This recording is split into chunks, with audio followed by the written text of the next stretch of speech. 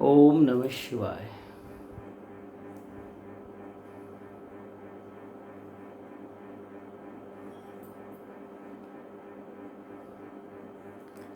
आज बात करेंगे ऐसे संतों के ऊपर जो आज भी साधकों के लिए उपलब्ध हैं।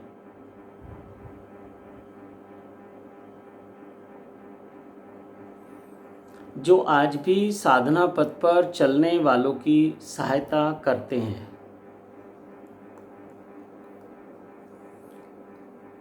बहुत बहुत तरह से ऐसे संत साधकों की सहायता करते हैं, कभी अदृश्य रूप से और कभी साक्षात रूप से। आज मैं बात करूंगा सिद्धों की उस श्रृंखला की, या मैं कहूं कि सद्गुरुओं की उस श्रृंखला की,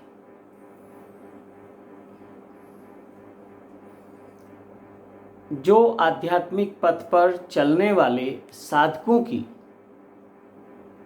बिना किसी भेदभाव के सहायता करते हैं। और ये आपको बता दूं कि भेदभाव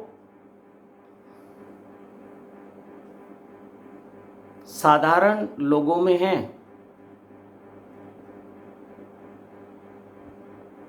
वो जो सिद्ध गुरु हैं वहाँ जाकर सब भेद समाप्त हो जाते हैं, फिर गुरु गुरु सब एक होते हैं। तो उसी श्रृंखला में आज मुझे ऐसा आदेश है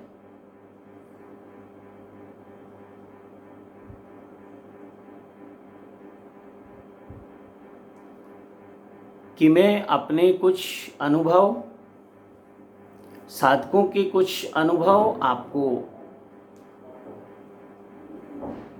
बताऊंगा, आपके साथ साझा करूंगा, आपके साथ शेयर करूंगा।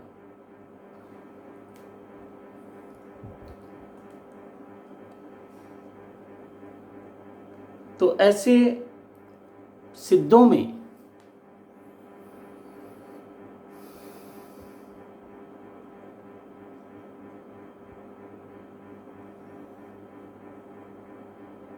भगवान श्री रजनीश, ओशो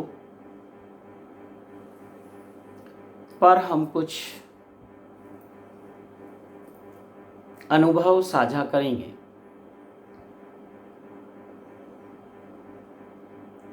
ओशो आज भी उपलब्ध हैं।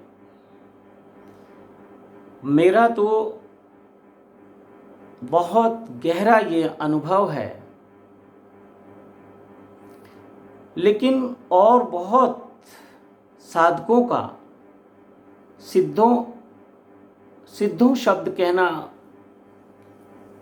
उचित नहीं होगा, लेकिन कुछ जीवित लोगों को भी हम सिद्ध मानते हैं, जीवित संतों को भी हम संत मानते हैं। इसलिए सिद्धों का नाम लेना, सद्गुरुओं का नाम लेना, गुरुओं का नाम लेना जरूरी है। तो ऐसे बहुत सारे सिद्धों के, सद्गुरुओं के, गुरुओं के, संतों के, साधकों के आध्यात्मिक पथ पर चलने वाले पथिकों के अनुभव हैं। और ओशो परंपरा में तो बहुत लोगों के ये अनुभव हैं। और स्वयं ओशो ने कहा कि जब मेरा शरीर नहीं होगा, और ये प्रयोग ओशो ने सशरीर शुरू कर दिए थे, बहुत समय पहले कर दिए थे।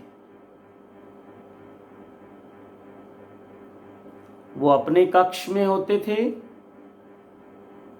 और लोग उन्हें बुद्धा हॉल में महसूस करते थे, उनकी प्रेजेंस को, जो आज तक भी बरकरार है। आज भी ओशो की प्रेजेंस को, ओशो की उपस्थिति को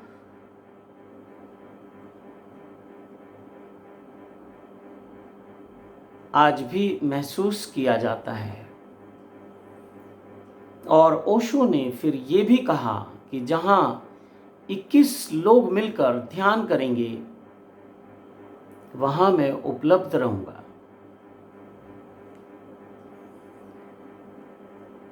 फिर और करुणा हुई। ओशो ने कहा कि जहाँ 5 लोग बैठकर ध्यान करेंगे वहाँ भी मैं उपलब्ध रहूँगा। और सिद्धों की कृपा अपरंपार होती है। फिर उन्होंने कहा कि जहाँ 2 लोग बैठकर भी ध्यान करेंगे वहाँ भी वो मुझे उपलब्ध पाएंगे।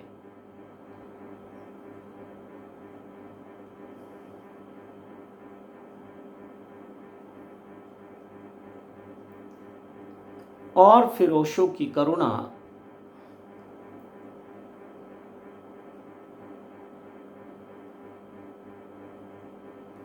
और आगे बरसती है। तो ओशो ने कहा कि मैं हर एक साधक के साथ हूँ। वो उनकी तो कोई परंपरा नहीं है, ओशो की कोई परंपरा नहीं है, ओशो का कोई संगठन नहीं है, ओशो का कोई मजहब, कोई धर्म, कोई आध्यात्मिक नाम भी नहीं है। लेकिन किसी कार्य को एक व्यवस्था देने के लिए नाम रखने पड़ते हैं।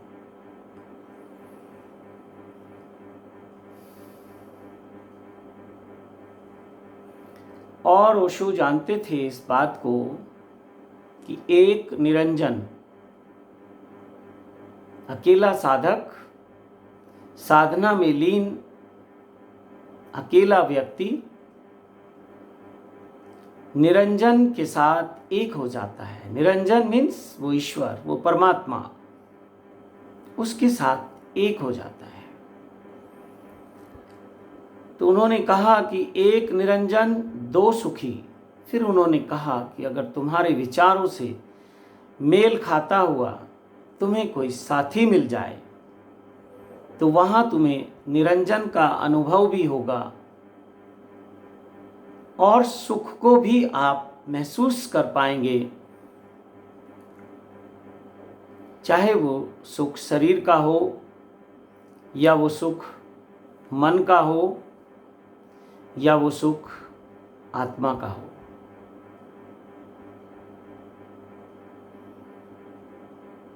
तो एकाकी हो जाना बहुत सुंदर है, बहुत कम लोगों के जीवन में घटता है। मन कहता है कोई साथ चाहिए, कोई संग चाहिए, कोई तो चाहिए। तो वो उस कोई की तलाश करता है, उस दूसरे की तलाश करता है जिसको हम शिव और शक्ति के रूप में महसूस करते हैं। उस अर्धनारीश्वर निरंजन के रूप में हम उसे महसूस करते हैं, जानते हैं। एक निरंजन 2 सुखी। तो मेरे महादेव तो हमेशा एकाकी जीवन रहा, एकांतवास उनका रहा। लेकिन पार्वती जी जानती थी कि मुझे पाना तो उस शिव को है, उस निरंजन को है, उस ईश्वर को है। लेकिन वो जो एक स्त्री को पति के साथ सुख मिलते हैं वो उसको भी चाहती थी।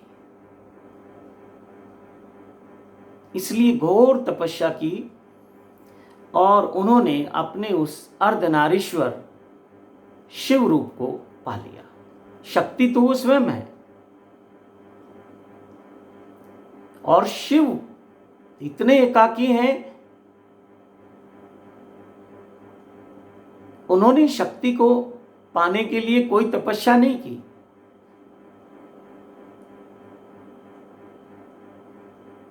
क्योंकि वो शक्ति उनमें ही है, उनमें उनमें ही समाई है।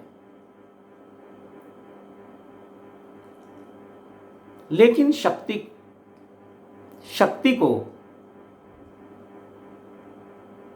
साधना करनी पड़ी।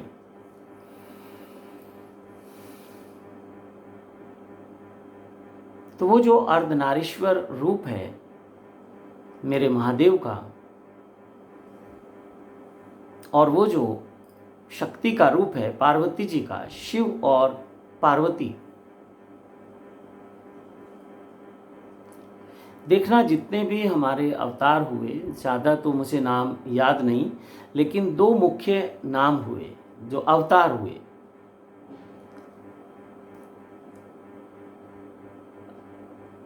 भगवान राम और भगवान कृष्ण।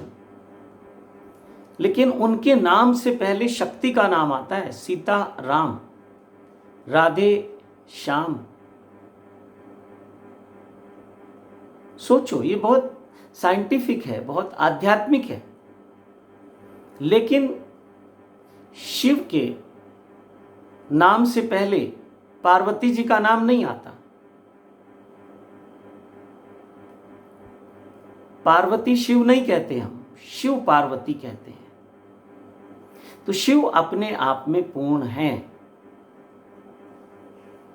लेकिन जब शक्ति उनसे अलग हो गई, अलग कर दिया, तो शक्ति को फिर से उन्हें पाने के लिए उस साधना से गुजरना पड़ा।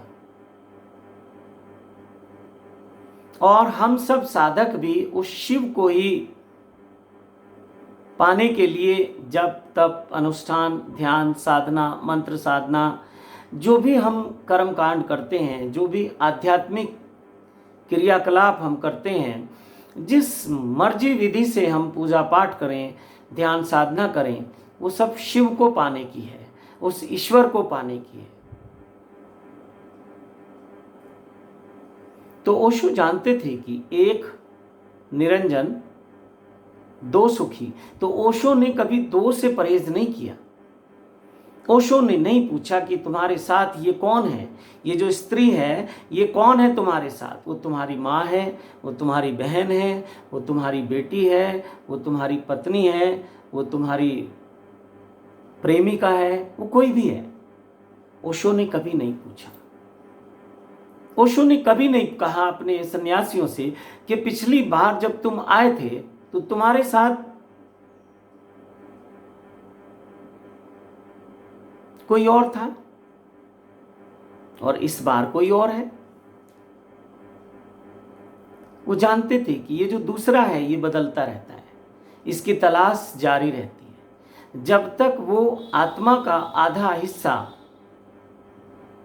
जब तक वो सोलमेट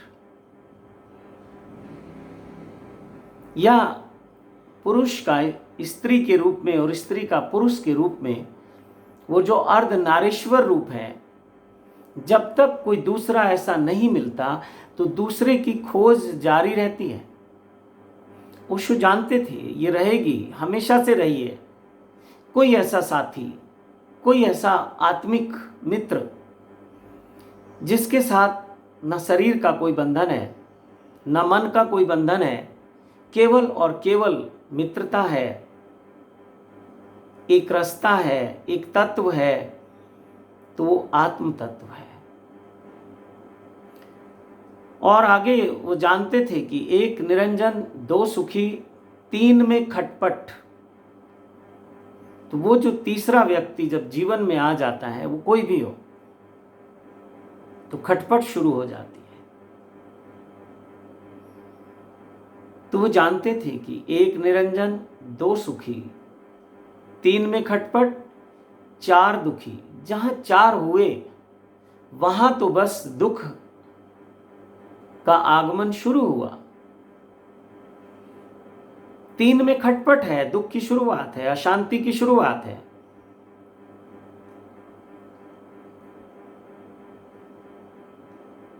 और यहीं से साधक का पतन शुरू होता है।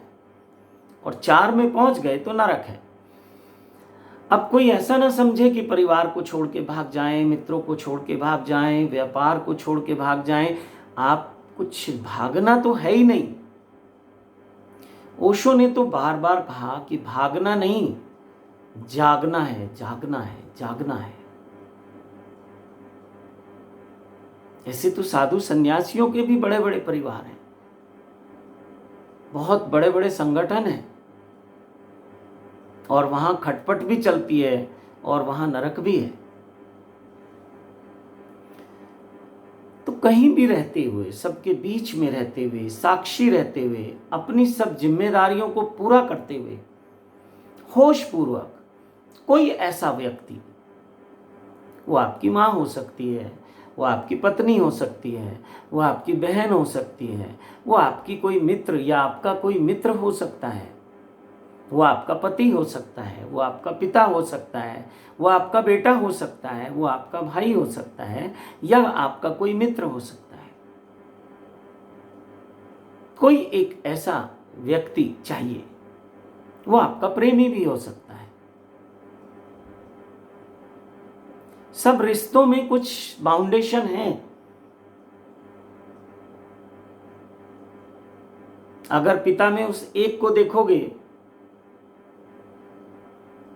या किसी भाई के रिश्ते में, या बहन के रिश्ते में, या माँ के रिश्ते में, वहाँ एक बाउंड्रीज हैं, उनकी लिमिट हैं। लेकिन प्रेमी और प्रेमिका का एक ऐसा रिश्ता है जिसमें कोई बाउंड्रीज नहीं, जिसमें कोई लिमिट नहीं, जिसमें हर अवस्था में मालिक आप हो। चाहे आप शरीर के तल पे हैं, चाहे आप मन के तल पे हैं, या आप आत्मा के तल पे हैं। तो साधक के लिए ये बहुत बड़ा सूत्र है। एक निरंजन, कोई लाखों में एक होता है जो निरंजन होता है, एकाकी जीवन जिसको प्रिय होता है। फिर दो में बात आती है, दो सुखी।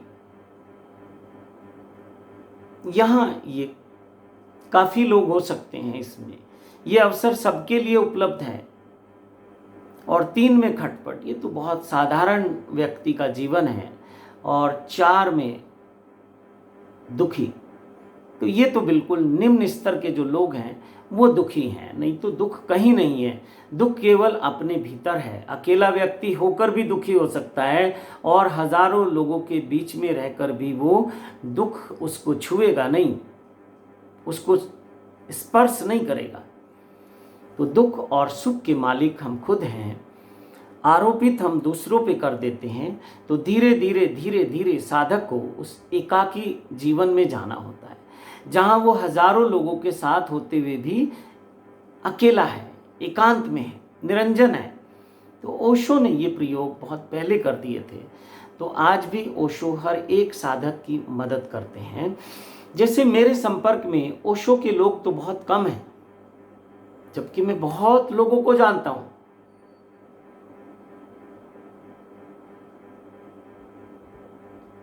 मैं उनके साथ रहा हूं, मैं उनके बीच में रहा हूं।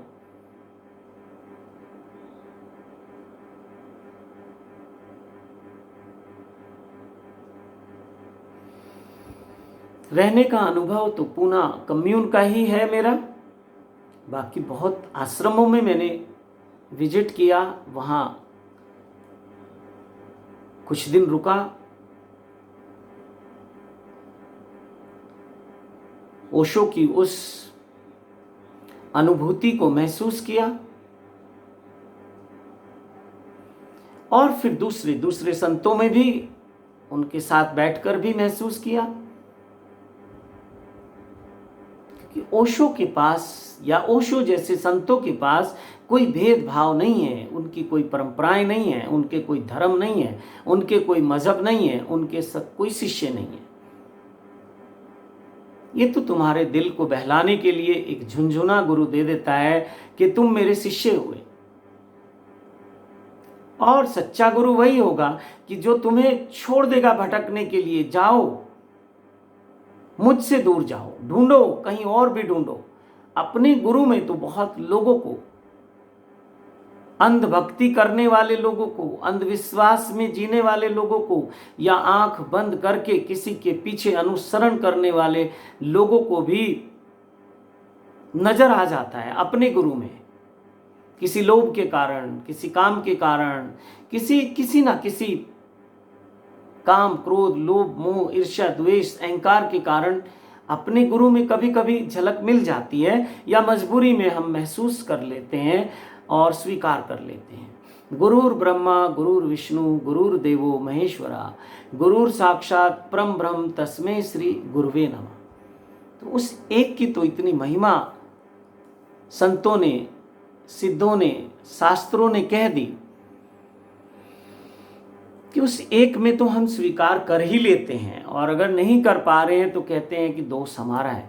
लेकिन ओशो जैसे सिद्धों ने, ओशो जैसे सद्गुरुओं ने हमेशा कहा है कि तुम जाओ, वो कण कण में दिखना चाहिए। अभी तुम्हें दूसरे संतों में नहीं दिखता है। अब ये झगड़ा चल रहा है ओशो जगत में। ओशो जैसा तो कोई ना आया था आज तक और ना आएगा। जब भी कोई बुद्ध पुरुष एक विराट कार्य करने आएगा, वह अपने ही अंदाज में आएगा। ऐसे छोटे छोटे सहयोगी तो हम सब लोग हैं उस विराट कार्य के। जैसे जब राम सेतु का निर्माण हुआ तो कहते हैं वो जो गिलहरी होती है उसका भी उस राम सेतु में योगदान है। तो ऐसा योगदान बहुत संतों का है, बहुत सारे गुरुओं का है। तो ओशो चाहते थे कि तुम जाओ, देखो धर्म के नाम पे क्या क्या चल रहा है, धर्म के नाम पे क्या हो रहा है, तुलना करो। मेरे जो संदेश हैं या मेरी जो देशना है या जो मैं तुम्हें देना चाहता हूं और जो तुम्हें धर्म के नाम पे दिया जा रहा है, तुम उसकी तुलना करो। कैसे करोगे? अपने आश्रमों में या अपने लोगों के बीच में बैठकर ही आप करोगे? नहीं, इस समाज में जाना पड़ेगा आपको। और कुछ लोग, ओशो के लोग बखूबी इस कार्य को कर रहे हैं। कुछ लोग, मूढ़ लोग, मूर्ख लोग, खुद को धोखा देने वाले लोग ओशो का नाम लेकर अपनी दुकानें चला रहे हैं, आश्रम चला रहे हैं। इसमें भी अपवाद हो सकता है, कोई 1% व्यक्ति उस भावना से कार्य कर रहा होगा। मैं ये नहीं कह रहा कि 100 के 100%, लेकिन 99% तो मैं कह सकता हूं कि ये मूर्ख लोग हैं जिन्हें समझ शब्द का ही नहीं पता, समझ क्या होती है वो तो पता ही नहीं है। ओशो की बोर्ड लगाकर, ओशो की ध्यान विधियां, ओशो के प्रवचन, ओशो का सब परोसना बस इनका काम है, और मौज मस्ती इनका काम है। ये काम केंद्र अगर कहे जाएं तो ज़्यादा अच्छा है, काम आश्रम कहे जाएं तो बहुत अच्छा है। मैं काम की निंदा नहीं कर रहा हूं।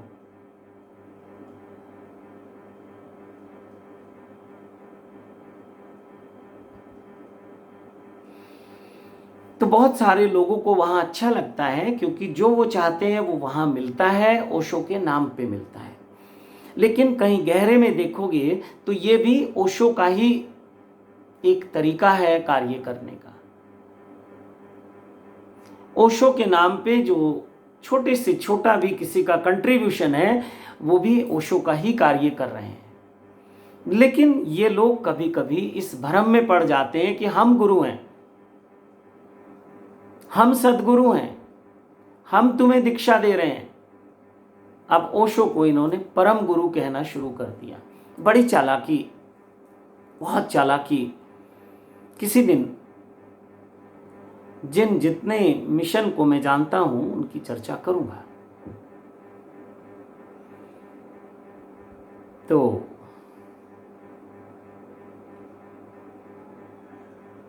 इन लोगों को हमेशा अवेयर रहना चाहिए कि ऐसा ना हो दूसरों को जगाते जगाते तुम सो जाओ।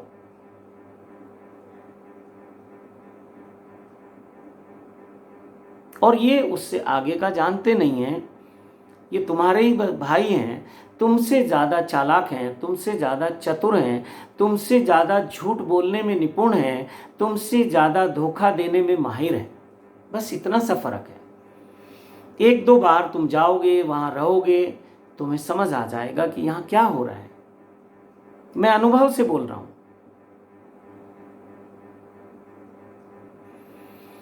तो ओशो जैसे सिद्धों की कृपा हमेशा उपलब्ध रहती है, बिना किसी भेदभाव के सबके साथ रहती है। कोई साधक ऐसा ना सोचे कि हम ओशो के उन आश्रमों में जाएं जो कि दुकानें हैं। अच्छी हैं, मैं ये नहीं कह रहा हूं दुकानें हैं तो कुछ बुरी हैं, लेकिन दुकानें हैं। आप एक ग्राहक बन के जाना चाहते हैं तो सुंदर वातावरण है, बहुत अच्छा, आपको वो सब कुछ मिलेगा जो आप चाहते हैं। उस दुकान में वो सब कुछ है जो व्यक्ति चाहता है, और ओशो की मर्जी से ये दुकानें खुली हैं, तो निसंकोच जाएं। तो ओशो वहां तो आपकी मदद शायद कम कर पा रहे हैं, क्योंकि दिए तले हमेशा अंधेरा होता है, और अंधेरे में ही वो मौज मस्ती हो सकती है जिसकी तलाश में बहुत सारे मित्र भटक रहे हैं।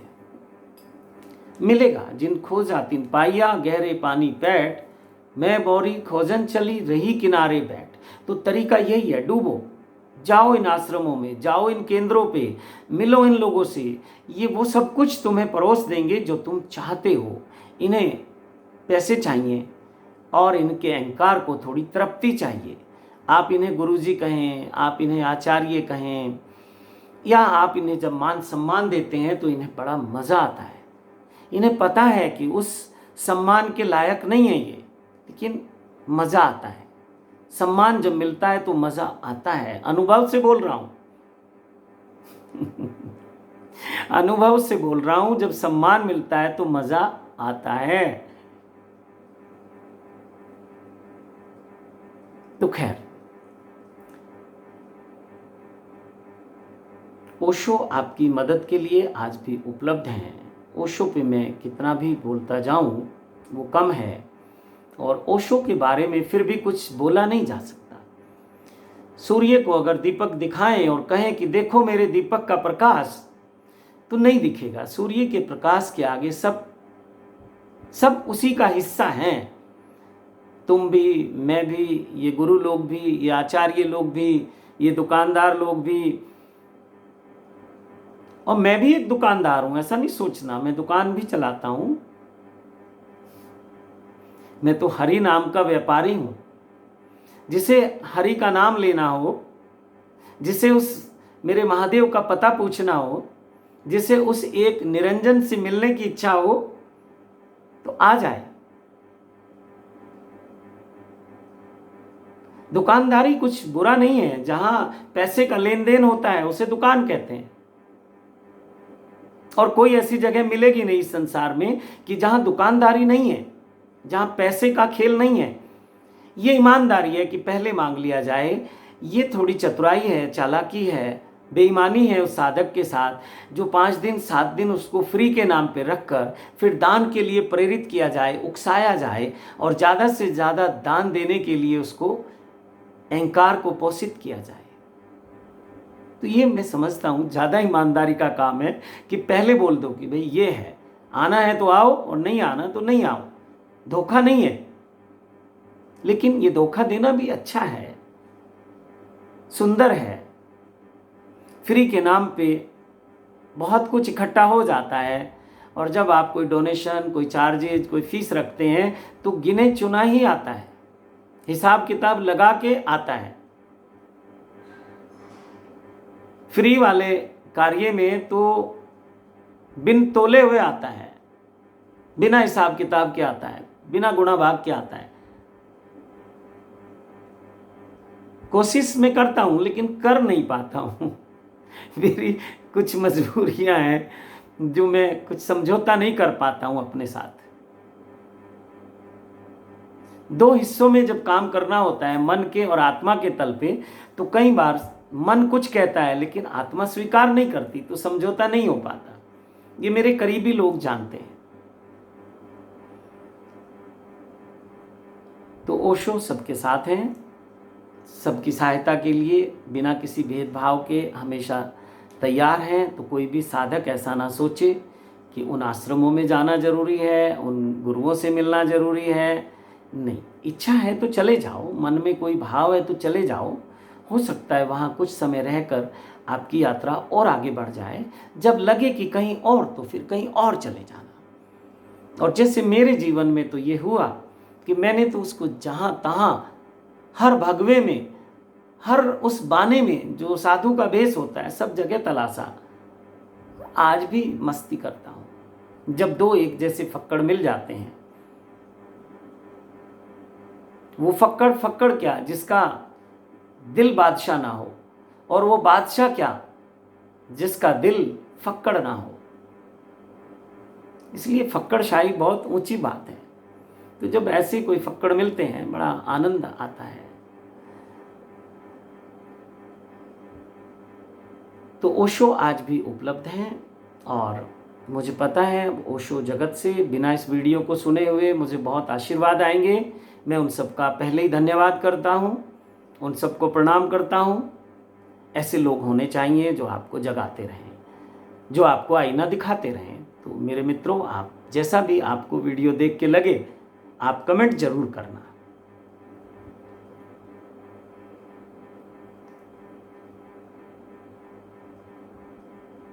आपका स्वागत है, आप कमेंट जरूर करना।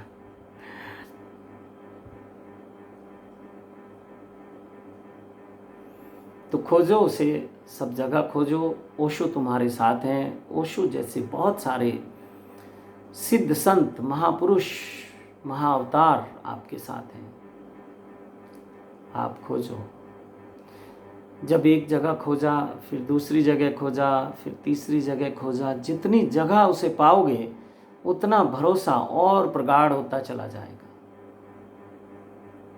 अगर भटकन है, अभी भरोसा नहीं आया, अभी कहीं वो परमात्मा बाहर है, तो खोजो, बाहर ही खोजो। और नहीं तो फिर वो एक निरंजन, दो सुखी। बस इससे ज़्यादा की खोज तो फिर नरक है। अगर बाहर खोजना है तो उस दूसरे को खोज लो, एक निरंजन दो सुखी। वो जो दूसरा आपका साथी है उसको खोज लो, और नहीं तो एक निरंजन। तो निश्चित ओशो और ओशो जैसे अनेक सिद्ध महापुरुष आपकी सहायता बिना किसी भेदभाव के करते हैं। तो ये वीडियो अच्छा लगे तो दोस्तों में शेयर करना, अच्छा लगेगा। बहुत अच्छे अच्छे साधकों से जुड़कर बहुत आनंद आता है।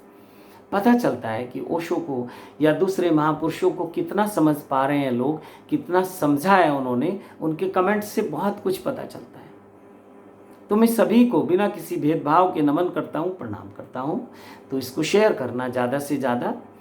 और अगर ये चैनल में बहुत कुछ आपको मिलने वाला है, तो शिव कृपा योग कल्याण गुरु जी के नाम से YouTube चैनल है, इसको सब्सक्राइब कर लेना। वीडियो अच्छी लगे तो लाइक कर देना, कमेंट लिख देना और शेयर कर देना। मार्केटिंग का ज़माना है और मैं एक निरंजन में विश्वास रखता हूं, इसलिए मैं मार्केटिंग के लिए टीम नहीं रखता हूं। वीडियो में एडिट नहीं करवाता हूं, टीम नहीं है, एक निरंजन। तो अपने आनंद में, अपनी मस्ती में जो बोल पाता हूं, जो कह पाता हूं, जो ज्ञान अज्ञान भरा पड़ा है उसको उड़ेल देता हूं, उलीझ देता हूं। क्योंकि एक निरंजन दो सुखी, बस इसके आगे तो ना ही बोलो तो अच्छा है।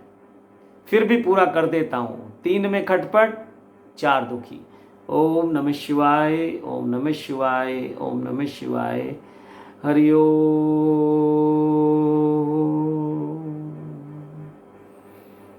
तत्सत।